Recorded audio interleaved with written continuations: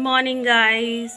तो गाइस कैसे हैं आप लोग सब? मैं बिल्कुल अच्छी हूँ। तो गाइस आज है 1 सितंबर और कल था रक्षाबंधन। कल और परसों 2 दिन रक्षाबंधन था। तो आप सभी को रक्षाबंधन की ढेर सारी शुभकामनाएं। अब आप सोच रहे होंगे कि रक्षाबंधन कल था और मैं बधाइयाँ आज दे रही हूँ, ब्लॉग आज शूट कर रही हूँ, क्योंकि मेरा रक्षाबंधन तो बहुत ही बिज़ी गया। आपका कैसे गया आप मुझे लिख सकते हैं, क्योंकि इस बार 30 और 31 2 दिन का रक्षाबंधन हो रहा था। तो कुछ लोग 30 को मना रहे थे, कुछ लोग 31 को मना रहे थे। मैंने 31 को किया और मेरी फैमिली में सभी ने 31 को किया, क्योंकि 30 को मेरी ननद आई थी शाम को। तो शाम को उनके साथ थोड़ा सा नाश्ता वगैरह में बिज़ी थी, इसलिए मैंने देखो मेहंदी भी नहीं लगाई। और फिर अगले दिन की भी थोड़ी तैयारी करनी होती है, थोड़ी सी मिठाइयाँ वगैरह बनाई, जैसे बेसन की बर्फ़ी और बेसन के लड्डू बनाए, और उसी में बिज़ी थी मैं।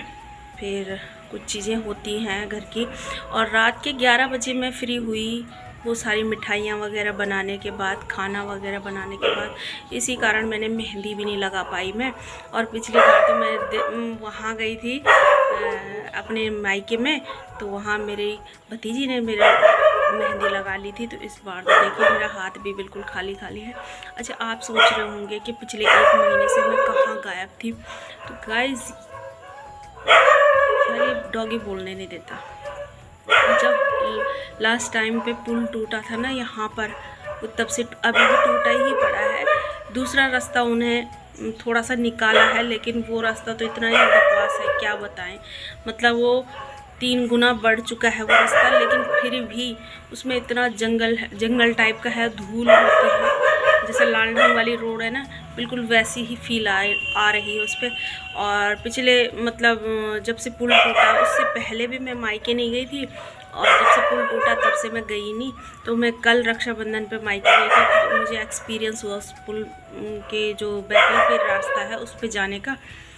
तो मुझे तो बहुत बुरा लग रहा है, क्योंकि हम तो मेन लाइन से कट चुके हैं, पर क्या कर सकते हैं। इसमें उसी बात पे वापस आ रही हूँ कि जैसे पुल टूट गया था, वो पहली घटना थी तबाही की। बाकी आपको पता ही है कि कितनी तबाहियाँ हुई हैं कोटद्वार से लेके, और हिमाचल प्रदेश में और पंजाब में, और जगह जगह बहुत सारी तबाहियाँ हुई हैं। तो इस बीच मतलब आदमी के अंदर थोड़ा सा डर जो भर जाता है ना, तो वही बना रहा, और बिल्कुल मेरा मन नहीं था।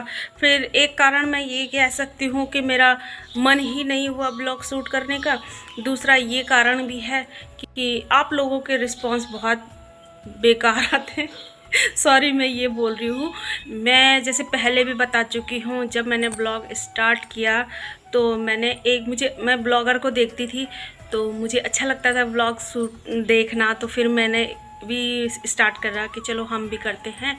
तो फिर दूसरी मेरे को ये भी लगा यार कि आज जो दिन है वो आगे लाइफ में नहीं आने वाले, तो थोड़ी सी यादें बन जाती हैं कि हाँ मैंने ये भी किया था, ये भी किया था। ये सारी चीज़ें के लिए मैंने ब्लॉग शूट स्टार्ट किया।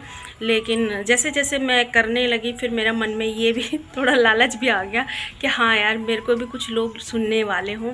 पहले तो अपनी यादें, अपनी मेमोरीज़ बनाने के लिए स्टार्ट किया था, लेकिन अब मेरा मन करता है कि मुझे कुछ लोग सुनने वाले हों। वहाँ से कुछ, यहाँ से मैं बोल रही हूँ तो इस कैमरे के पीछे कुछ लोग मुझे सुन रहे हैं, मेरे ब्लॉग का इंतज़ार कर रहे हैं। हाँ कुछ लोग हैं, मैं ये नहीं सबके लिए नहीं कह सकती, कुछ लोग हैं जो मुझे पर्सनली कमेंट भी करते हैं कि ब्लॉग का इंतज़ार हो रहा है, ब्लॉग नहीं आ रहे हैं।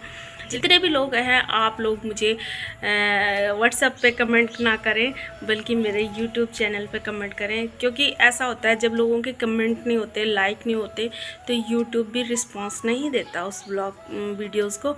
तो वो वीडियोज़ मेरी नीचे चली जाती हैं। तो आप लोग देखोगे और थोड़ा सा लाइक कर दो, कमेंट कर दो, तो उससे मेरे वीडियोस ऊपर आ जाएंगी, लोग देखना स्टार्ट करेंगे, लोगों की होम स्क्रीन पे आएंगे, तभी लोग भी देख पाएंगे। और वो तभी हो पाएगा जब आप लोग लाइक करोगे, क्योंकि आप लोग देख लेते हो, लाइक नहीं करते। जाहिर सी बात है कि कुछ ही लोग मेरे पसंद कर रहे हैं, तो फिर बनाना भी क्या है। और जैसे यादें इकट्ठे करने की बात है, तो उसके लिए मैं कभी कभी मूड के हिसाब से या घर के माहौल के हिसाब से बना लेती हूँ। तो आज की बात करते हैं। तो गाइस अभी 7:30 बज चुके हैं, बच्चे स्कूल जा चुके हैं, बच्चों को टिफ़िन बना के दे चुकी हूँ मैं। और अभी घर का सारा काम बाकी बिखरा पड़ा है, यानी कि बिस्तर कपड़े वगैरह धोना है, साफ़ सफाई करना है, वही रूटीन का काम है। और जो मैंने मिठाइयाँ वगैरह बनाई थी मैंने दोनों जगह दी, थोड़ी सी मैं अपने ससुराल ले गई, थोड़ी सी मैं अपने मायके ले गई। अच्छा, मेरा घर ऐसी जगह में हो गया कि जहाँ से मुझे दोनों ही जगह जाना होता है, चाहे दिवाली हो या फिर होली हो या फिर रक्षाबंधन हो। जो भी बड़े बड़े त्यौहार आते हैं उनको मैं एक दिन ऊपर और एक दिन नीचे, मतलब एक दिन ससुराल और एक दिन मायके में जाके स्पेंड करती हूँ, क्योंकि अकेले मुझे वैसे भी अच्छा नहीं लगता। और फिर ये होता है कि माँ बाप जहाँ पर है, जैसे ससुराल की बात हो चाहे मायके की, जब तक माँ बाप है तब तक ही होता है। बाकी भाई बहन तो अपनी अपनी गृहस्थी में बिजी हैं, कल के दिन कोई किसी को नहीं पूछने वाला है ऐसे। तो इसीलिए मैं चाहती हूँ कि जब तक हमारे माँ बाप हैं हम सभी जगह बराबर कर पाएँ। बाकी अपनी कोशिश रहती है, बाकी हम किसी को खुश करने के लिए अगर करेंगे तो हम नहीं कर पाएंगे, क्योंकि लोग खुश नहीं होते, आप कुछ भी कर लो। मेरा एक्सपीरियंस तो यही है कि आप बढ़ चढ़ के किसी के लिए कितना भी कर लो, अपनी मतलब सामर्थ्य से जितना भी कर सकते हो कर लो, लेकिन अगला बंदे के हिसाब से वो तभी भी कमी ही नज़र आएगी। तो आप अपने दिल की तसल्ली के लिए और जो आपको अच्छा लगता है, क्योंकि उसके बाद कोई किसी तरीके से कोई रिग्रेट नहीं रहता कि यार मैंने तो ये करना था मैं कर नहीं पाई। तो इस तरीके से नहीं रहना चाहिए। मतलब जो भी करती हूँ मैं इसीलिए करती हूँ कि हाँ मेरे को कल के दिन रिग्रेट ना हो कि मैं ये नहीं कर पाई थी, मैं ये नहीं कर पाई थी। इसलिए मेरी कोशिश रहती है कि मैं सभी के साथ अच्छे से तालमेल बना के चलती हूँ। तो गाइस बातें तो बहुत हो गई, अब घर का काम निपटाते हैं, क्योंकि फिर गर्मी भी हो जाती है, फिर घर के काम नहीं निपटते। तो घर के काम जल्दी से निपट जाएँ तो उसके लिए पहले लग जाते हैं। अभी मैं आपको कुछ दिखाती हूँ, मैंने यहाँ पर कुछ नया किया है तो वो दिखाती हूँ आपको। तो 3 दिन पहले मैंने ये रैक ली थी, इसमें थोड़े से गमले वगैरह लगाए हैं और नए वाले प्लांट लिए हैं मैंने। और ये जो मैंने पोर्च के नीचे रखे थे वो इधर रख दिए, और अभी पोर्च में 1-2 पौधे और लाने बाकी हैं। यहाँ पर आंगन की धुलाई भी हो चुकी है। अभी घर में साफ़ सफाई और घर का सारा काम बिखरा पड़ा है, लेकिन मेरे कुछ फ्रिज में मलाई रखी थी, तो जो मैंने मलाई इकट्ठा कर रखी थी मैं उसको फेंट के घी बनाने वाली हूँ। तो मैं आपको दिखाती हूँ। यहाँ पर दिनों से मेरे फ्रिज में ये मलाई रखी हुई थी और ये मैंने कढ़ाई में रख ली है, और मैं मिक्सर जार में भी फेंट सकती हूँ इसे, लेकिन उसमें मुझे लगता है कि बर्तन बहुत ज़्यादा हो जाते हैं, इसलिए मैं कढ़ाई में ही करूँगी। और कढ़ाई में ऐसे हाथों से बिलो कर निकाल के इसका मक्खन अलग हो जाएगा और पानी अलग हो जाएगा। फिर इसे हटा देंगे पानी को और फिर घी को गलाएंगे। तो बिल्कुल इसी तरीके से मैं अपने हाथों की गर्मी से ही इसका मक्खन और पानी अलग हो जाएगा, तो मैं वही करने वाली हूँ। तो ये देखिए गाइस, ये अच्छे से मक्खन अलग हो गया है। इसमें अब हम ठंडा पानी डालेंगे, तो ये अभी थोड़ा सा ढीला सा है। अगर इसमें ठंडा पानी डालेंगे तो ये एकदम सख्त हो जाएगा। फिर ये जो पानी निकला है हम इसे अलग कर देंगे।